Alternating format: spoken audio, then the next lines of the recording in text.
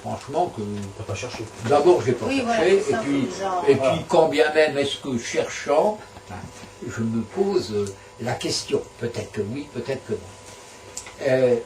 A posteriori, il y a dans le ciel, vous le savez depuis quelque temps, une opposition Saturne-Uranus.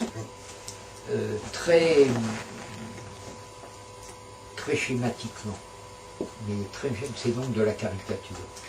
Très schématiquement, on associe le cycle Saturne-Uranus à la vie économique de type capitaliste ou libéral.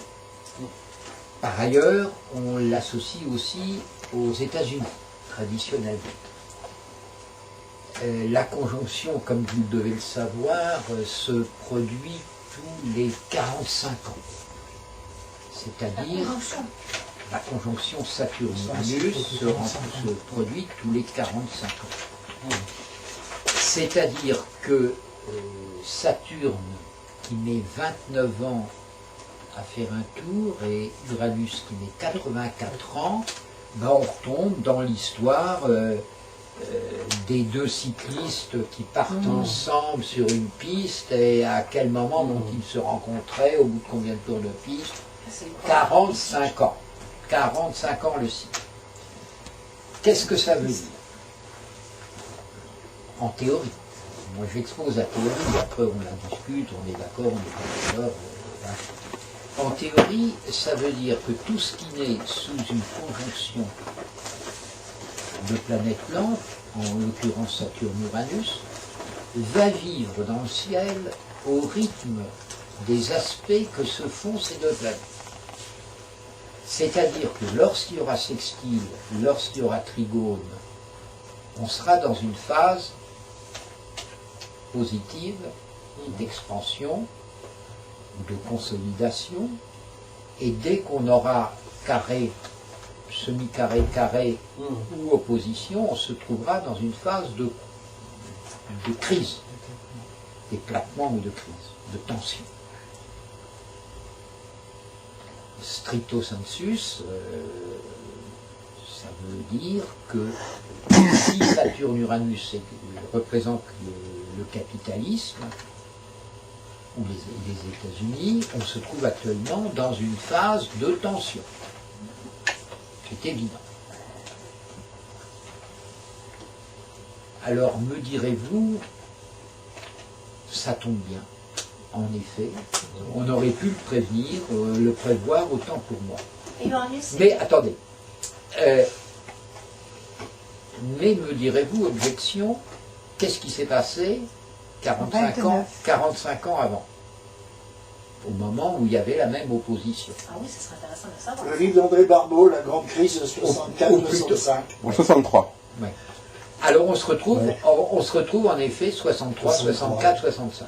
Avec un livre d'André Barbeau Alors, sur la question. alors évidemment, il y a une crise économique au moment, mais il y a aussi une période de durcissement au niveau des conflits internationaux, puisque les États-Unis rentrent en guerre avec le Vietnam, je crois, en 64 ou 65. C'est la mort de Kennedy, quoi, l'assassinat de Kennedy. Alors, bon, tout ça, ça peut très très bien coller, reste quand même que l'ampleur de cette crise-là, elle est quand même hors du commun. Elle dépasse quand même...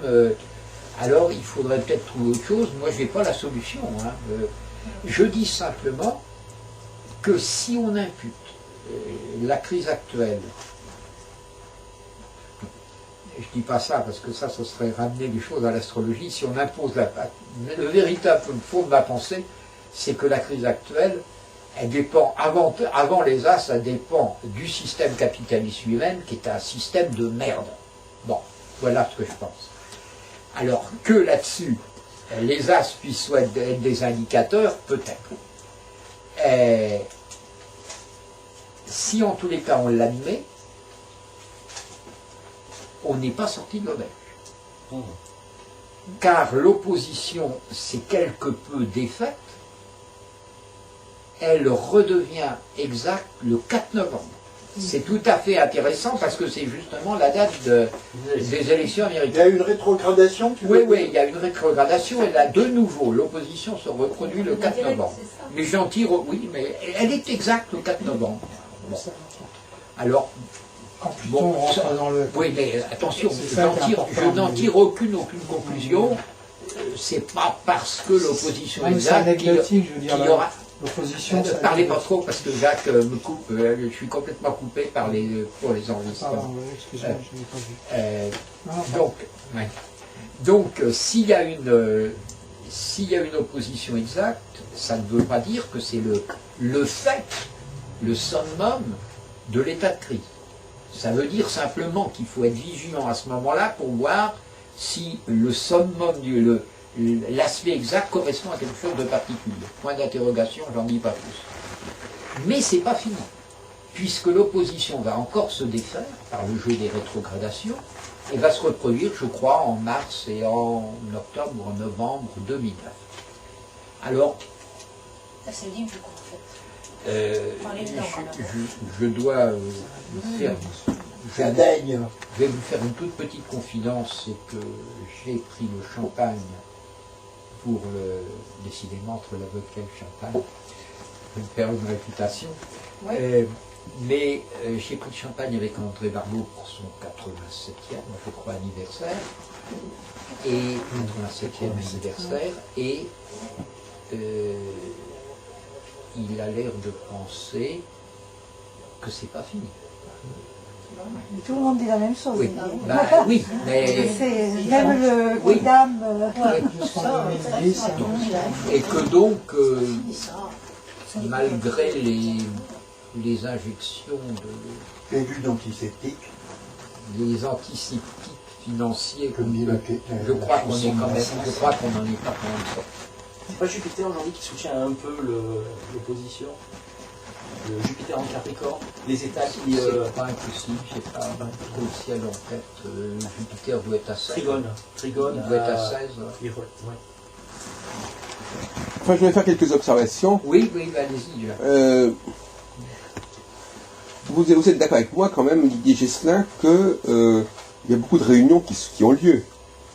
Il y a beaucoup de concertations qui ont lieu. Il y a beaucoup de nationalisations prévues. Il y a beaucoup d'interventions de l'État. Je pense quand même que, bon, et c'est vrai qu'il peut y avoir des phénomènes de... Donc, si vous voulez, moi, ce que je retiens, c'est plutôt ça. C'est plutôt alors, il faudrait qu'on discute de savoir ce que c'est que la conjonction et qu'est-ce que c'est que l'opposition. Qu'est-ce qui se passe en opposition ou en disjonction, enfin peu importe, qu'est-ce qui se passe quand il n'y a pas de conjonction. Pour moi, on est dans une période conjonctionnelle. C'est-à-dire qu'on est quasi carrément par une période de mondialisation, de concentration de l'État, etc. Moi, ça ne s'explique pas du tout par une opposition.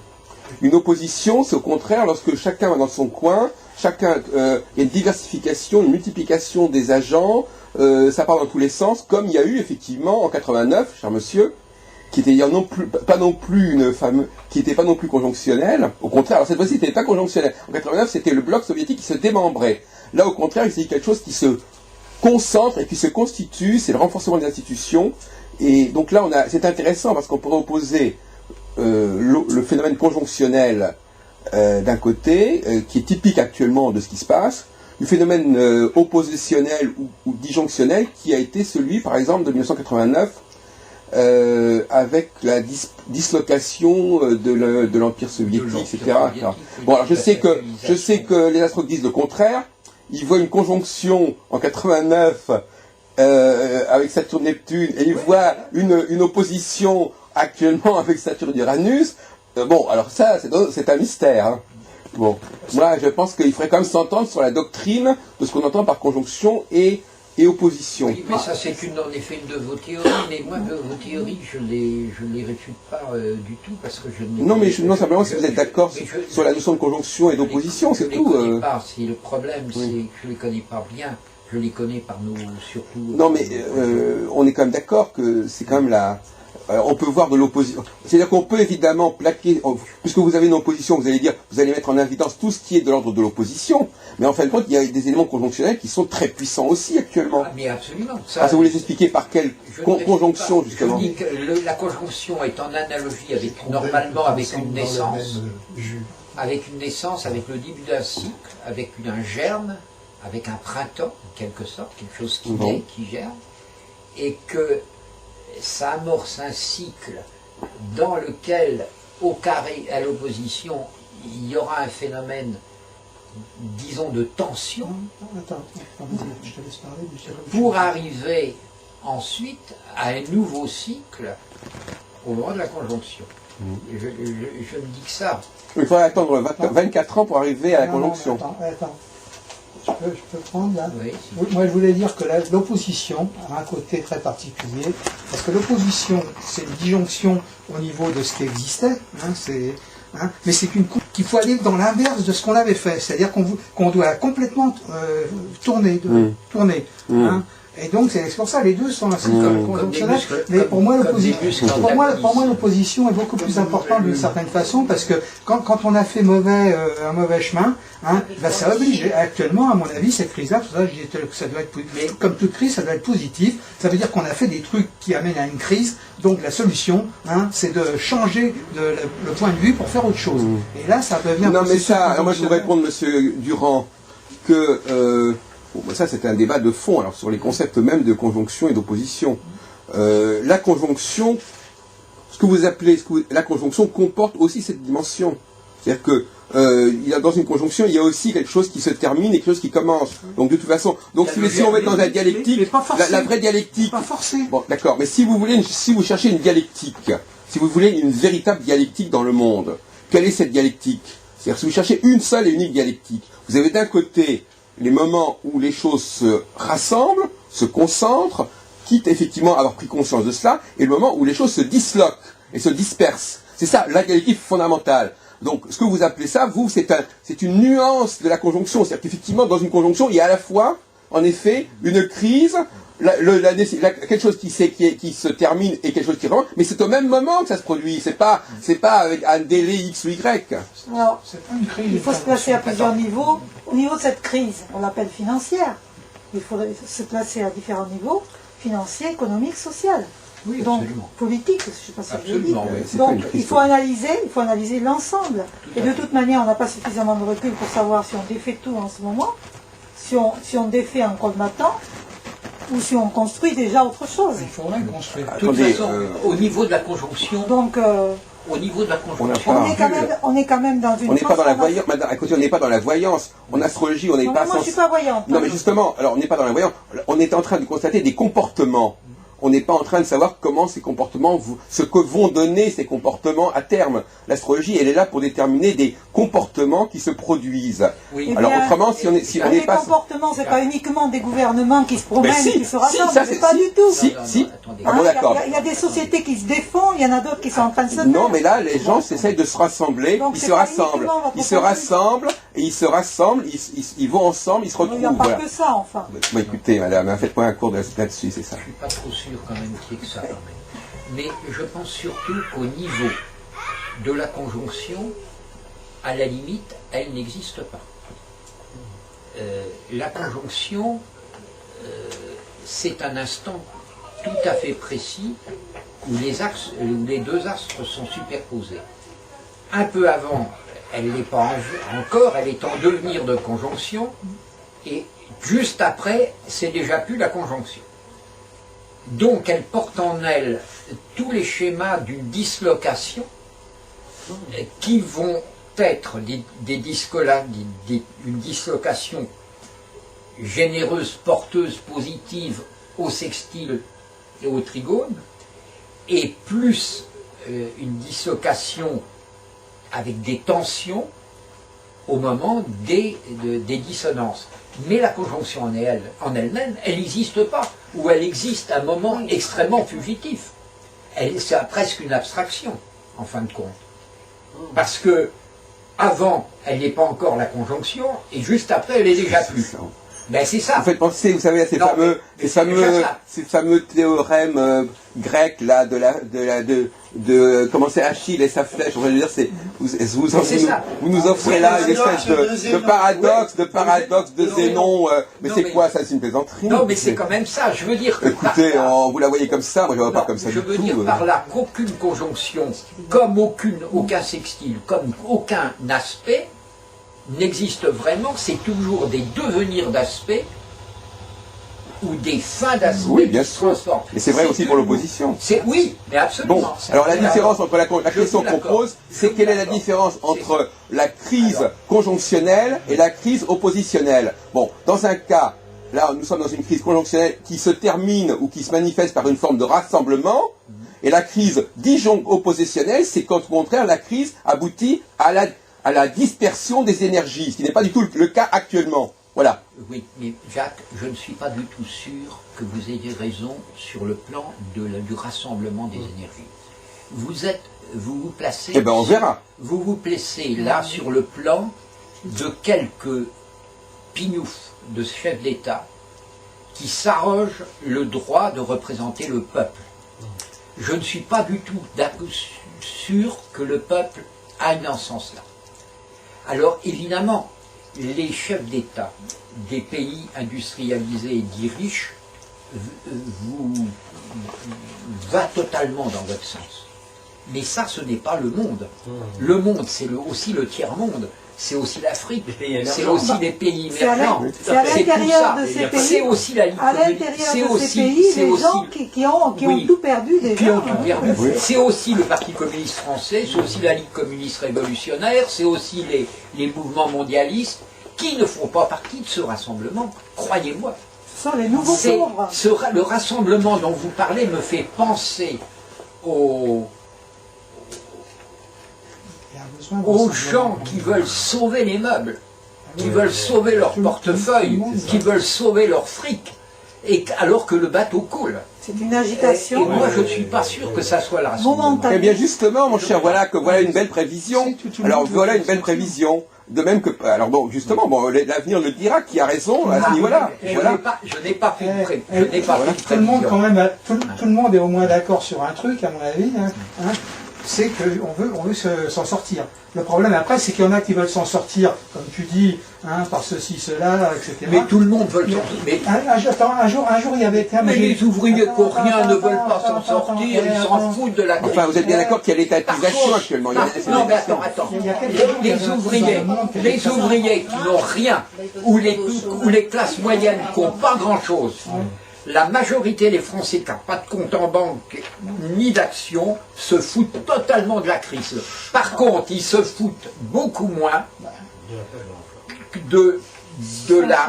Mais laissez-moi parler. Ils se foutent beaucoup moins de la masse d'argent ingurgitée par l'État qu'on va leur faire payer en impôts pour sauver un système capitaliste pourri. Oui. Alors là, croyez-moi. C'est vrai, ça. Alors là, croyez-moi. C'est pour ceux qui Alors, n'ont rien, le qui font français l'impôt, alors. moyen, il s'en fout un petit. Il a quelques inquiétudes parce qu'il sait que les prix vont monter.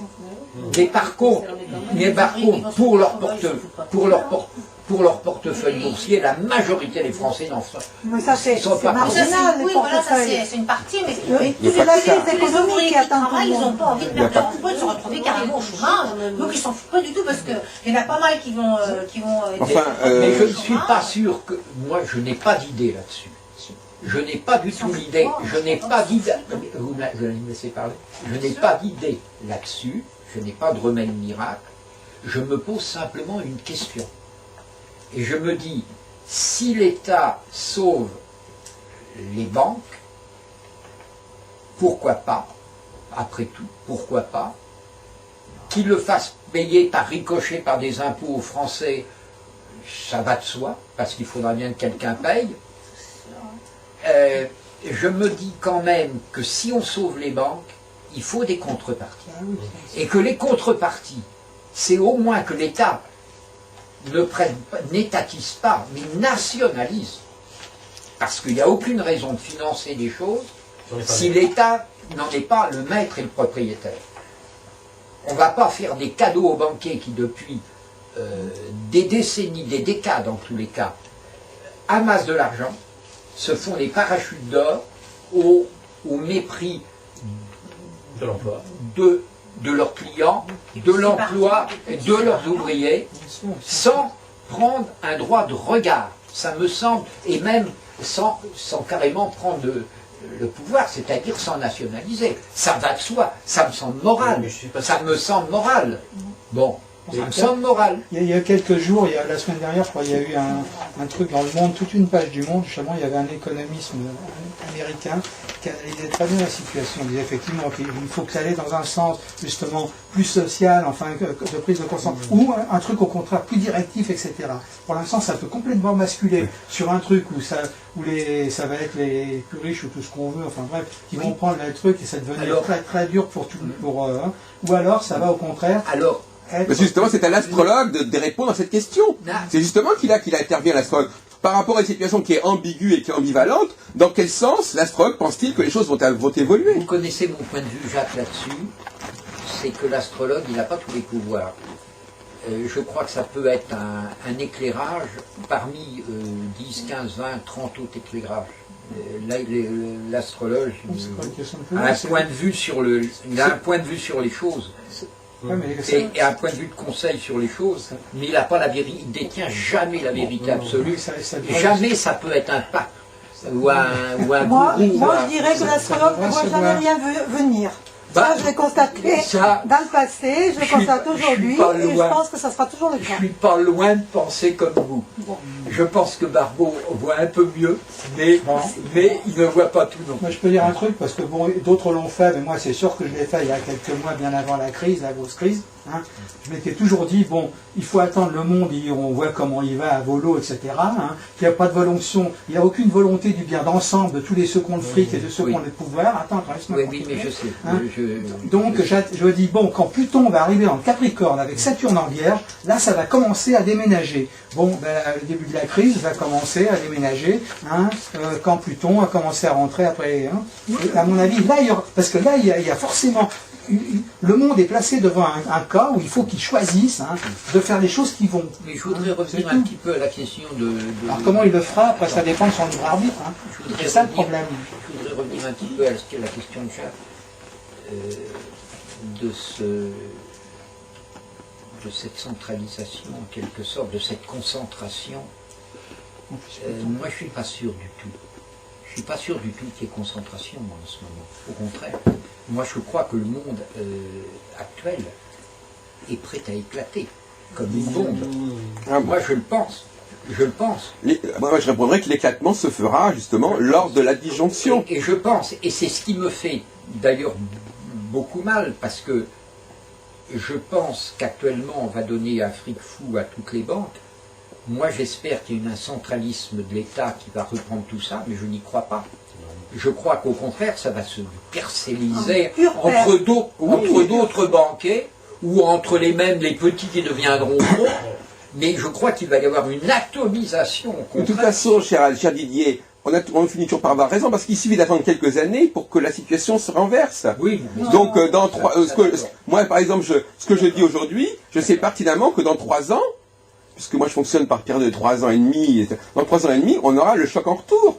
C'est-à-dire qu'il y aura effectivement à ce moment-là une dispersion, une dislocation. Mais on peut pas mélanger les deux périodes, même si c'est relativement à court terme. Ce qui se passe actuellement, c'est pas dans 3 ans. Moi, je ne peux pas dire parce que les périodes, c'est pas des coups de près comme ça qui arrivent. Tout est en mouvance, tout est fluide. Je pense qu'on est dans une période pré-révolutionnaire, moi je le crois. D'autre part, je voudrais quand même vous préciser qu'il y a bien une lutte des classes qui se joue. Vous avez tout à fait raison de dire qu'effectivement, il y a la conjonction, alors vous ne dites pas ça, mais enfin, la conjonction favorise les énarques, favorise les classes qui ont le pouvoir, qui ont l'autorité, et qui vont oppresser. Moi j'en prends toujours l'exemple des 7 vaches grasses et des 7 vaches maigres de l'Égypte. Les 7 vaches maigres, l'État reprend et met en esclavage le peuple, n'est-ce pas? Parce que il y a la famine, il profite de la famine c'est pour ça que la crise, elle profite à l'État, en l'occurrence, en Égypte, dans le songe de Joseph. Bon, 7 ans, d'ailleurs c'est par 7 ans. 7 ans de vache grasse, 7 ans de vache grasse. Donc là, effectivement, c'est une période qui va être aux dépens des libertés, aux dépens du libéralisme, aux dépens même des nationalismes, pas des nationalisations, mais des nationalismes, et de la souveraineté nationale, et inversement, quand la conjonction, parce que peut-être que nos amis ne savent pas de quelle conjonction on parle, parce que ça devient un peu surréaliste, parce que finalement moi je parle de la conjonction Saturne-Aldébaran. Bon, ça n'a pas été dit. Mais quand la conjonction se défera complètement, elle sera méconnaissable, à ce moment-là, il y aura la revanche des petits, la revanche des libertés, la revanche des nationalismes, l'éclatement de l'Europe, ou tout ce qu'on voudra.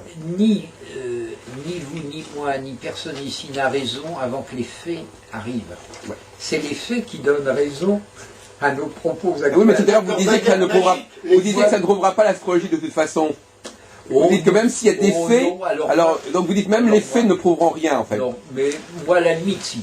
Les faits... Ah, quand même. Les faits... Non, c'est la succession répétitive de faits associés aux mêmes indices astrologiques qui prouvent. Ah, quand même. Oui. Mais un fait matériel absolument. Associé à une vision théorique ne prouve non, rien. bien sûr. C'est la succession. Ah oui. Alors, bon, la succession de ces faits-là prouvera peut-être quelque chose. Je pense que la part astrologique est importante, mais elle n'est pas tout. Et avant tout, je pense que la lutte des classes est beaucoup plus importante que la lutte des classes, elle est au cœur du problème de la conjonction et de l'opposition. C'est vrai aussi. C'est vrai aussi qu'elle peut être lisible dans les... Ce sont des indicateurs. C'est vrai. De l'État. Après, on pourra faire ce qu'on veut. Enfin, c'est vrai, mais veut. Heureusement que rien n'est calibré, que rien n'est trop... Parce les choses, c'est qualitatif, hein, c'est pas quantitatif. Il faut laisser la part de hasard en tout. Mais je pense qu'il faut, là où il faut relativiser énormément, c'est qu'en fin de compte, ce genre de configuration est fréquent. Il se trouve que là, il y a un impact considérable, mais ça se reproduit constamment, ce genre de conjonction. Donc, j'ai pas entendu j'ai déconnecté. Les conjonctions étoiles sont tous les 7 ans, mais les conjonctions dont on parle au point de vue planétaire, elles font partie des cycles. Si c'est Saturne-Uranus, ça va être tous les 45 ans. Je crois qu'on peut penser qu'on peut parler qu'en termes de tendance. Lorsqu'il y a un cycle Jupiter ou un cycle de Saturne, on ne peut parler qu'une tendance de jupitérisation ou de saturnisation. Bon, avec les cycles complexes, c'est un peu plus difficile, mais on peut parler, je pense, que de tendance. Et la tendance, là, elle est là. Par contre, la tendance est là. Mais... Moi, je crois qu'il ne faut pas mépriser le symbolisme de toutes ces réunions au sommet, de tous ces chefs d'État qui se retrouvent. Mais comme le bateau coule, qui est planète ou pas, conjonction, non, mais c'est des comportements. Comme le bateau coule, ils veulent tous sauver leur... Mais non, mais c'est ça qui est important. Peut-être que l'astrologie fonctionne à ce niveau-là. Voyons, ils se disputent le... Mais attendez, alors justement, je vais vous poser une autre question, monsieur Gessin. Vous dites que l'astrologie n'est qu'un paramètre. Alors, quel est ce paramètre? À quel niveau, quel est le paramètre de l'astrologie dans l'ensemble des paramètres? Moi, je vous réponds que justement, c'est peut-être de l'ordre du symbolisme. Le fait que les gens se retrouvent ne sert peut-être à rien, mais ils se retrouvent. Ça les oblige à le faire. Voilà, c'est ça le problème, la question de savoir justement. Alors, ou bien vous dites que l'astrologie c'est tout, ou bien vous définissez ce qu'elle est et ce qu'elle n'est pas, et sur quel plan elle fonctionne. Moi, je dis que le fait qu'il y ait ces réunions, même si elles sont complètement vaines, même si effectivement il y a d'autres facteurs qui peuvent intervenir, c'est justement ça qui est astrologique. Il y a des familles qui ne se voient jamais. Ouais, mais ils sont obligés de se retrouver. Il y a des familles qui ne se voient jamais, et puis d'un seul coup, il y a une grand-mère qui meurt à tel endroit de la Creuse, il y a un magot à se partager, et bien hélas, la famille, elle se retrouve. Oui. Et bien ça, je crois que l'astrologie ne veut rien, n'est pas indicateur de la grand-mère qui meurt et de la famille qui se retrouve. Alors là, l'astrologie là-dessus, c'est zéro. D'accord, enfin on n'est pas... Et comme on est dans une faillite, quasiment mondiale, que les chefs d'État, que les financiers se retrouvent, les uns c'est pour sauver l'humanité ou pour sauver leurs semblables, c'est les meilleurs, les autres c'est pour sauver leur portefeuille. Mais c'est en tous les cas avant tout l'état d'urgence.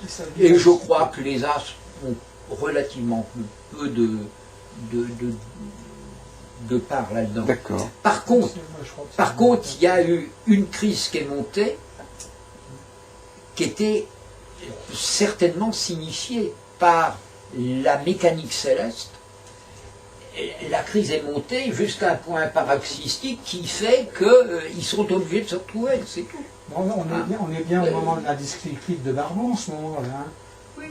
Oui. Mais cher Didier, il y aurait pu y avoir d'autres types de réactions que celles qu'on a eues. Oh, Il y a des périodes où ça ne se passe pas comme ça. je crois pas. Ah non, c'est Je faillite crois pas. du système Je bancaire crois pas. qui est interagi Je crois pas. puisque tout est Je lié. crois pas. Il y a eu en 87, mais c'était moins important, je crois. Ou, Ils sont contraints là. Oui, Ils le font c'est pas par des nécessité. cœurs, ça leur fait Non, mais chier. c'est ça qui est C'est par intéressant. nécessité. C'est la Mais réponse bien à la mondialisation. Mais ça, bien c'est sûr, dans- c'est pour ça que c'est intéressant. C'est qu'ils sont obligés de se Bien sûr. rencontrer Bien sûr. pour une fois, de parler de façon pratique. Parce que sinon, c'est plus du vent, Il y là. avait C'est des de la communautés- réalité. C'était des Hein. communautés financières, Voilà. hein, Ouais, le maintenant, monde maintenant. ils sont obligés de c'est le un peu faire. marché Allô des finances. Ah mais je suis en pleine conférence France le dimanche. On se trouve devant un truc, enfin, quand je dis l'humanité, hein, ça veut dire Ils sont obligés. principalement les décideurs. C'est-à-dire les décideurs, c'est quoi? C'est ceux qui ont l'argent et ceux qui ont le pouvoir. Hein. Bon. Mais quand vous Donc dites ils sont obligés de se quand vous dites qu'ils rencontrer sont- et de parler Quand vraiment. vous dites qu'ils sont obligés, Oui, ils sont cette obligés. obligation peut être d'ordre astrologique.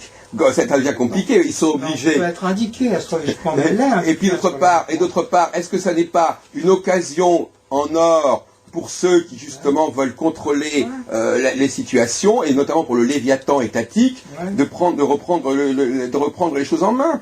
Qu'est-ce qui vous fait croire que peut-être cette crise n'est pas instrumentalisée justement par une certaine volonté de prendre le pouvoir sur une liberté excessive, etc.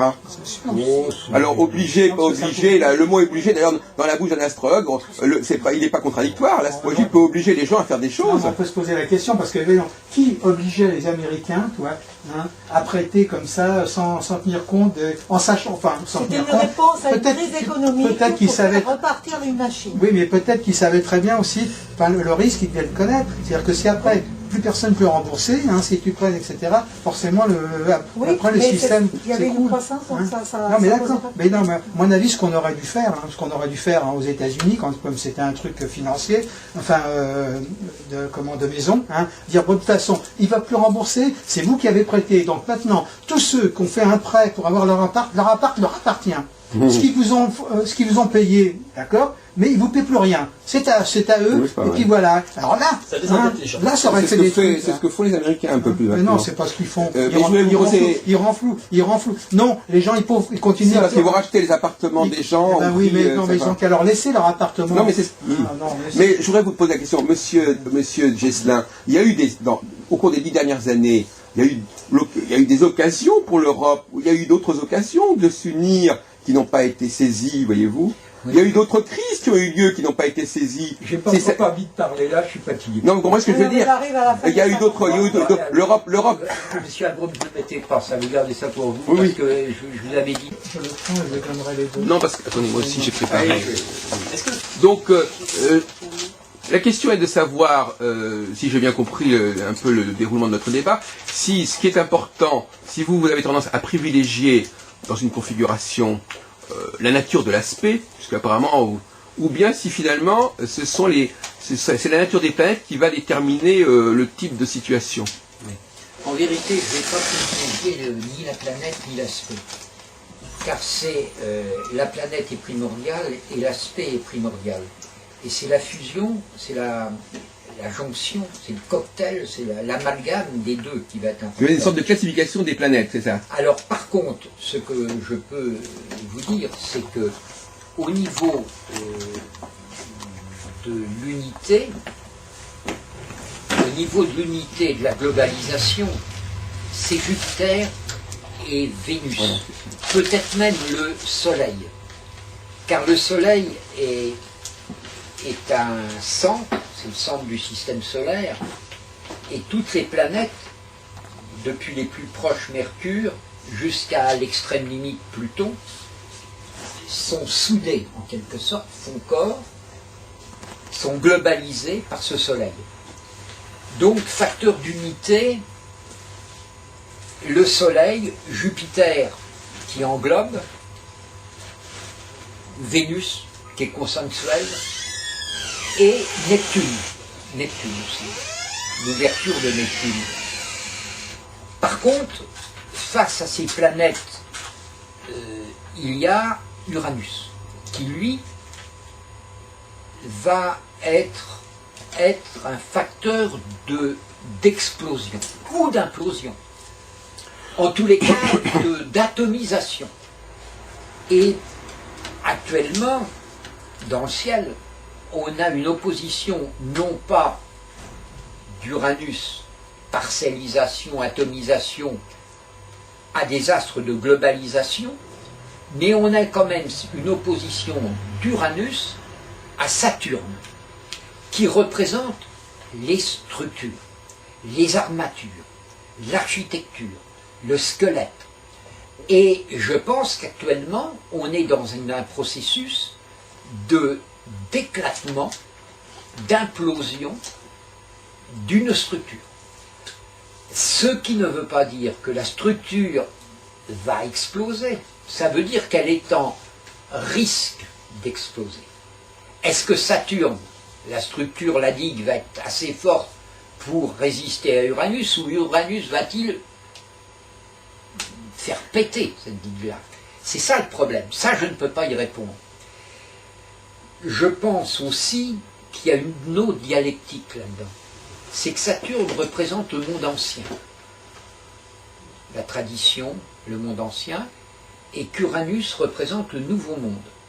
D'ailleurs, c'est tout simple, il ne faut pas compliquer les choses. Uranus, une planète qui est représentée par une parenthèse qui se ferme.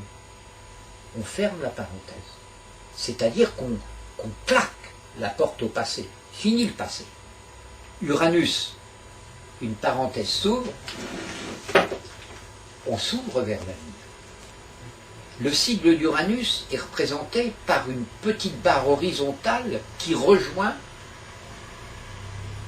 la parenthèse qui se ferme et qui lie la parenthèse qui se ferme à la parenthèse qui s'ouvre.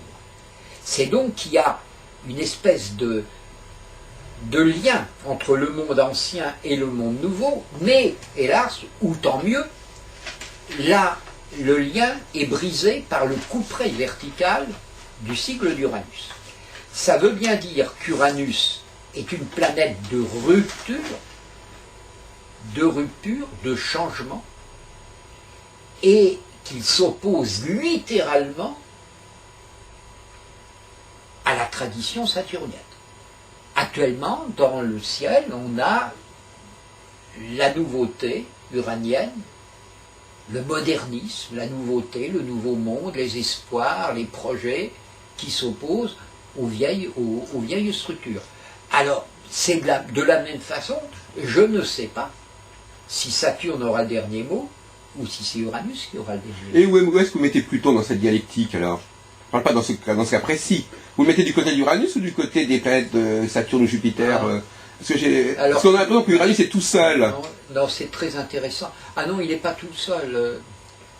Il n'est pas tout seul, évidemment. Je voudrais dire que tous les cycles qui comportent Uranus posent cette problématique, en fait, puisque toutes les autres planètes seront à l'inverse d'Uranus. Alors, j'ai pas très bien compris de classification des planètes, finalement. Non, j'ai pris les deux planètes les plus représentatives. Oui, vous avez parlé tout à l'heure de Jupiter, de la Lune et de Neptune.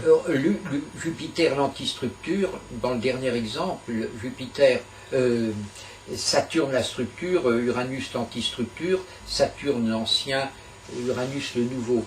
Alors, évidemment, Pluton participe, je pense, aux deux. Je pense que Pluton participe aux deux, puisque Saturne, restons très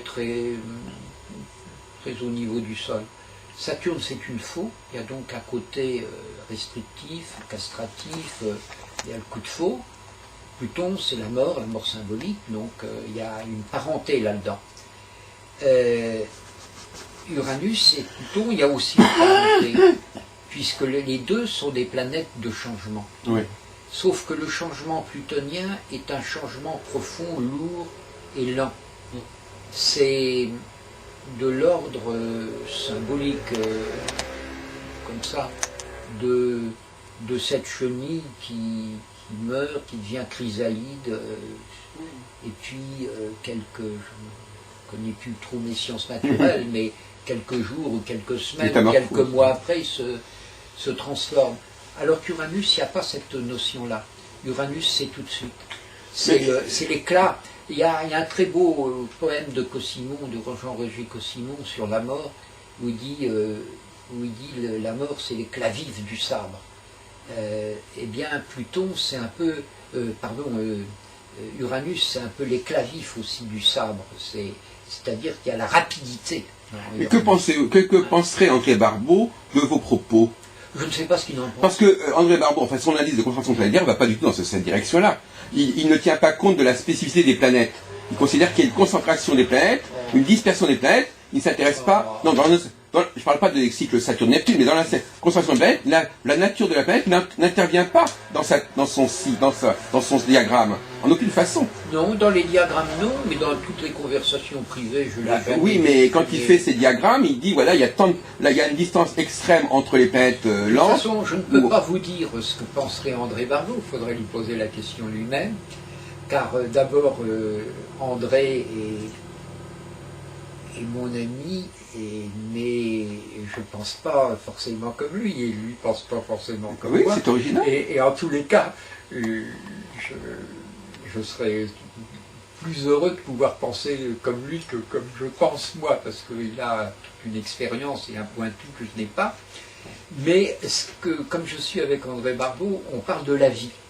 Et moi, plus que de l'astrologie, c'est la vie qui m'intéresse. Alors ça tombe très bien. Comme je suis avec André Barbeau, je parle du chant des oiseaux. Je parle des... En langage des oiseaux, évidemment. Non, pas forcément. Et je parle des vins. Escrime. Je parle des vins du terroir. Je parle de nos souvenirs d'enfance. Je parle de l'avenir du monde, de notre société. Je parle des émigrés que le pouvoir chasse quelquefois dans des conditions affreuses. On parle aussi d'accordéon, souvent. On parle beaucoup d'accordéon. On parle de Gus Viseur, en particulier, Joe Privat. On parle de chansons françaises. On parle de ce qui fait la vie. Et on parle assez peu d'astrologie. Et j'en suis très content. Tout comme lorsque j'étais avec Léo Ferré, je parlais très très peu de chansons. Le bureau, boutique. Je parlais aussi beaucoup plus de problèmes de vie et des problèmes d'amitié. C'est ça qui est important. C'est l'amour, c'est la vie, c'est l'amitié. C'est pas la technique. Tu bottes en touche. La technique. C'est-à-dire, il répond pas à la question. Non, mais la technique, on s'en fout. Hein, enfin, on s'en fout pas. Non, mais enfin, ma question était un peu rhétorique. C'est-à-dire, qu'est-ce qu'André Barbeau, d'après ce qu'on sait de lui et de sa pensée, comment est-ce qu'il appréhenderait ce que vous dites? Je ne peux pas me mettre à sa place. Je peux pas me mettre à sa place. Moi, ça m'intéresserait. Je ne peux pas me mettre à sa place. Je ne peux pas me mettre à sa place. Je pense que ce que je vous dis là, c'est pas du Didier Gélin. Comme je vous parle de la dialectique Uranus-Neptune, Uranus-Saturne, c'est pas du Didier Gélin, c'est de André Barbeau. Il suffit de lire un livre qu'il renie beaucoup, enfin qu'il aime moins maintenant, mais c'est le traité pratique d'astrologie. C'est purement tiré du traité pratique d'astrologie. Hein. Mais vous savez, André Barbeau, il y a plusieurs André Barbeau. Il y a plusieurs astrologies chez André Barbeau. L'astrologie des cycles, du cycle Saturne-Neptune, c'est pas l'astrologie de concentration planétaire, c'est pas l'astrologie du traité pratique, c'est pas l'astrologie des signes zodiacaux, c'est pas l'astrologie de la psychanalyse de l'astrologie. Il y a au moins 7 ou 8 astrologies différentes. Hein, il a parié sur des chevaux extrêmement différents. Quand l'homme est riche, ses options sont riches. Donc effectivement, on peut toujours... Vous savez, il y a quelquefois des gens qui me disent comment peux-tu avoir comme ça, pas moi qu'on le dit, mais enfin, des gens qui disent comment peux-tu avoir plusieurs amours comme ça, mais comme le cœur est grand et riche, et pourquoi pas? On peut aimer, on n'est pas forcément obligé d'aimer ou de faire qu'une chose. La richesse d'un homme, c'est d'englober beaucoup de choses. Oui. Confère Victor Hugo. Non mais je crois que chez André Barbeau, il y a des choses qui sont plus conservatrices et des choses qui sont plus révolutionnaires. Oh. Et si, il y a des choses qui reprend une partie de la tradition au niveau des... Oh. Comment? Il y a des choses qui sont plus plus révolutionnaires que d'autres. Je veux pas parler d'André parce que comme chez tout le monde. Il sera peut-être pas d'accord avec moi du tout. Oui. Mais quand j'emploie le mot astrologie traditionnelle, il me dit ne dis pas ça, ne dis pas ça. Il dit astrologie classique. Il ne se pose pas du tout comme un traditionnel.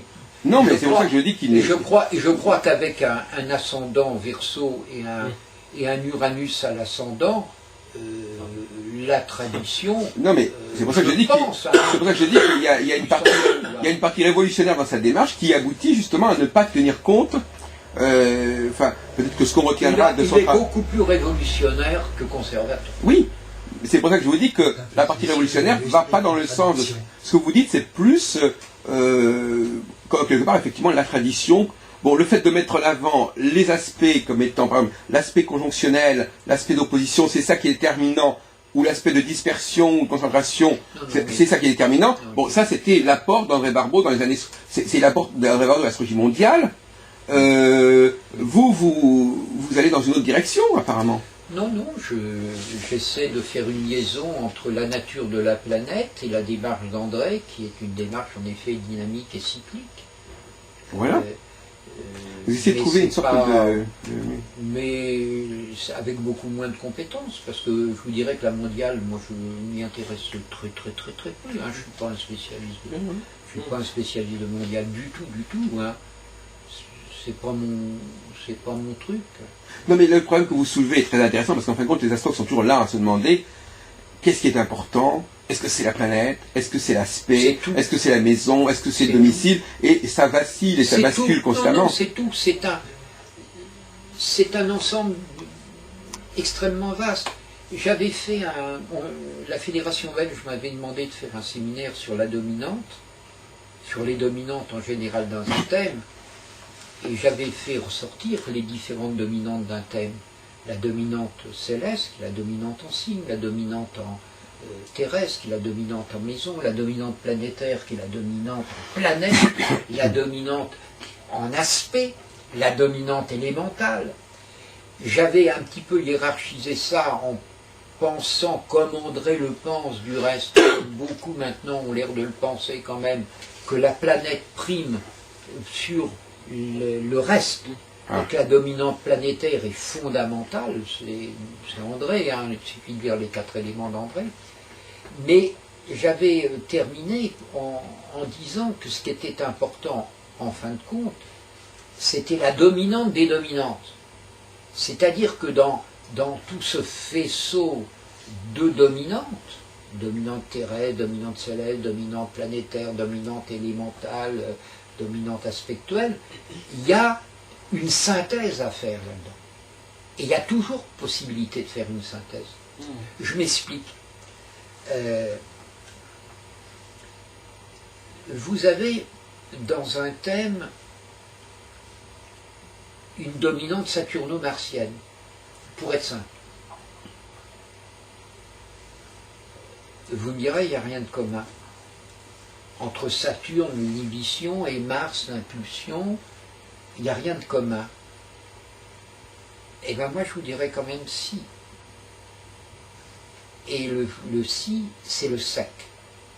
Pourquoi? Parce que Mars est chaud et sec, c'est une planète de feu, et Saturne est froide et sèche. Et le lien entre ces planètes-là, c'est le sec. Et bien comme on prend toutes les dominantes, et qu'on voit à travers cette multiplicité de dominantes, ce qui émerge, on trouve toujours un vecteur commun. Toujours.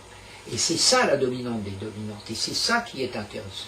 C'est un peu la théorie de Pierre Sant'Agostini, ça, de chercher des... Peut-être, je connais mal les travaux de de trouver la dominante comme ça, à partir des éléments... Mais c'est certainement ça. Je dis très souvent que le bon astrologue, le bon technicien, en tous les cas de l'astrologie, c'est certainement celui qui a une capacité d'analyse extrême, c'est-à-dire qu'il peut démonter tous les petits rouages d'un thème, mais s'il n'était que ça, il serait nul. Il serait totalement nul. Parce que le bon astrologue, c'est celui qui a la même capacité de synthèse. C'est-à-dire celui qui, après avoir vu des tas de petites choses annexes, arrive à se débarrasser de tout ce qui n'est pas essentiel pour ne prendre que vraiment le vecteur commun. C'est ça qui est difficile. Mais ça se fait à travers vraisemblablement beaucoup d'études et surtout beaucoup de pratiques. Beaucoup de pratiques. Et moi, ma pratique, j'en suis sûr, comme un humain peut en être sûr, parce qu'on n'est jamais sûr de rien, hein, croyez-moi, et que une des principales qualités de l'astrologue, ce sera un peu l'humilité, précisément. Mais je suis quand même à peu près sûr de ma technique sur le plan de l'astrologie individuelle, mais je suis vraiment nul en mondial, je dois dire. À côté de M. Barbeau, et certainement à côté de vous, dans un système que je ne connais pas, je suis nul en mondial. Hein, je suis nul en mondial. Ce qui est d'ailleurs assez curieux, parce que je suis nul en mondial alors que les faits politiques m'intéressent. Ouais, c'est un paradoxe. C'est assez paradoxal. Mais, Oui et non, parce que c'est Marx, par exemple. Oui. Mais peut-être aussi parce que mon emploi du temps ne me donne pas le temps de vraiment Il y a d'autres clés d'explication de la vie économique et politique. Oui, peut-être. Mais c'est vrai que je ne suis pas du tout un spécialiste en mondial. Du tout. André, oui. Vous, vraisemblablement, dans votre système. Qui est-ce qu'il est, je ne l'ai pas mis à épreuve, mais c'est ça le problème. C'est que tout système, quel que soit le système, si les résultats sont là, le système, il est bon. Oui, mais alors, excusez-moi de vous interrompre, mais tout à l'heure vous parliez vous disiez que les résultats, tout à l'heure vous nous disiez avec beaucoup de prudence que les résultats, il y a d'autres facteurs que l'astrologie qui peuvent intervenir. Oui. La question donc je vous repose la question que je vous posais tout à l'heure, dans quel domaine l'astrologie a quelque chose à dire? Je ne parle pas de l'astrologie mondiale, je parle dans quel domaine de la vie, des comportements humains, l'astrologie a-t-elle une capacité prévisionnelle? Je vous ai un petit peu répondu en vous disant qu'elle pouvait vraisemblablement déterminer des tendances, et des tendances précisément qui vont allier les natures des astres pris en compte, pris dans le faisceau des aspects qui se font. Mais les tendances, est-ce que les tendances, ce sont des résultats? Tout à l'heure, vous avez dit, il y a des résultats. Alors justement, il faut savoir ce qu'on dit. Parce qu'effectivement, il peut y avoir des tendances qu'on peut annoncer, on ne peut pas préjuger des résultats. Non, c'est des tendances. Voilà. C'est des tendances. Voilà, exactement. C'est des tendances qui, une fois le résultat est là, on se dit, tiens, j'avais vu juste, ou tiens, mes constatations à travers les faits semblables du passé ne se révèlent pas exactes pour cette... Mais si on annonce des tendances et que ces tendances existent, on aura donc fait une prévision correcte. Oui. Même si effectivement, ça n'aboutit pas à ceci ou cela. Il faut se méfier des tendances. Parce que ah bon, non, mais d'accord, mais moi vous me parlez de tendances. Non, mais la tendance, ça veut tout dire et que rien dire. Hein, c'est un peu vague. C'est ça, on est toujours là-dedans, de savoir, on passe toujours on dit on est trop vague parce qu'on n'est pas dans le résultat, ou on est dans le résultat, mais à ce moment-là, c'est aléatoire. Barbeau a quand même travaillé sur les conjonctions Soleil-Jupiter, en faisant remarquer que les conjonctions Soleil-Jupiter, avec une conjonction Soleil-Jupiter, il y avait quand même une tendance au traité de paix. Il est vrai que si vous prenez toutes les conjonctions Soleil-Jupiter et tous les traités de paix, ou tous les armistices conclus au moment de la conjonction Soleil-Jupiter, et que vous preniez un étalon différent, comme la conjonction Soleil-Saturne, ou la conjonction Soleil-Pluton, eh bien vous constaterez que les traités de paix, les armistices, ne seront pas aussi nombreux qu'au moment de la conjonction Soleil-Jupiter. C'est ce que j'appelle une tendance. Alors c'est vrai que si elle est à 51 et 49, est-ce que ça va être une tendance? Je ne crois pas, Non. en effet. Mais si par elle est- exemple, mais vous si parlez elle a de traités, 75, il y a des traités qui ne sont pas signés. je ne les bon. prendrai pas en compte. Moi, parce que je les prendrai en compte, je suis Non, désolé. je les prendrai Je les pas. prendrai en compte. Si des gens font quelque chose, ils font une démarche, et que pour une raison ou pour une autre, il y a quelque chose qui ne va pas, Oui. la démarche existe. Et moi, j'en tiens compte. Oui, mais moi je n'en tiendrai pas compte parce que ça peut quand même fausser des statistiques. Au contraire, au contraire. Mais non. Vous n'êtes pas en Mais non. contradiction. Non, là. parce que c'est quand même. Parler de la même Non, chose. parce que là c'est au niveau de l'intention. Ça dépend si on Là, va c'est faire au- des statistiques. la ou, démarche est au niveau de quelque chose, l'intention. Il y a des choses qui vont très loin. Il y a des traités il y a des gens qui se réunissent et Oui. pendant des Oui, mais très c'est au longs. niveau de l'intention. Alors c'est donc, pas à partir du moment où ça ne se réalise pas, on est dans l'intention. Pas forcément. Donc c'est ça. Alors donc Pas on retourne dans le forcément. problème, c'est vrai, est-ce que il parle des résultats ou vous parlez de la tendance, Non, moi je mais parlais le aussi ré- d'intention, pourquoi Non, pas mais le l'intention résultat Et est la détente. Non, le résultat est une matérialisation d'une intention. Et en ce sens, je pense qu'il est quand même parce que les intentions, mais l'enfer est pavé de bonnes Non, intentions, mais- on dit, il y en a partout. Non hein, mais on est bon, dans un véritable dilemme à vous entendre. Ou bien c'est des intentions et des tendances et ça suffit pas, ou bien c'est des résultats et finalement les résultats, bon bah il y a trop de facteurs qui peuvent Non, intervenir. quand je dis cela, je vais être beaucoup plus schématique et plus clair, au risque de dire une bêtise, mais C'est plus il un est- risque. C'est une mais- certitude. mais il est quand même certain, c'est statistiquement prouvé que les traités de paix se signent sous des conjonctions Oui. Soleil-Jupiter, et que ce n'est pas une tendance, là c'est un fait. Oui. Là c'est bien. Ça vérifie. Là, c'est un fait. Ce qui ne veut pas dire que ça ne soit pas totalement, que ça ne soit pas, c'est quand même une tendance, parce que il est certain qu'il y a des traités de paix qui ne se font pas sous cette conjonction-là. Et puis il y a des traités qui ne sont pas respectés, qui Et n'ont il y a- pas de et il y a- suite. Enfin, je sais pas. Il y a aussi des traités qui, en effet, sont faits, mais qui avortent 3 jours après. Oui. Comme Poutine il y a Et quelque ben voilà. temps. Oui. Donc on ne peut pas. Mais dès l'instant où on se veut un petit peu rationnel et statistique, il faut quand même compter les traités. Parce que sinon, où on va?